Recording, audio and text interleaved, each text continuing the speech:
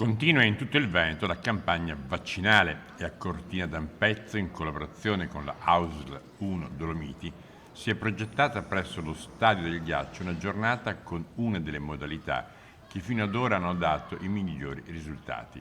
quella che vede i vaccinandi arrivare ove prestabilito con la propria vettura o comunque accompagnati in auto e rimanervi all'interno prima e dopo la somministrazione del vaccino anti-Covid, onde evitare ogni rischio di possibile contagio. Quante dosi avete a disposizione?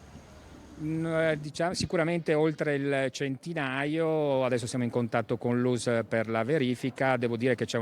una buona collaborazione certamente con l'ULSS 1 e i medici di base, noi come comune abbiamo messo a disposizione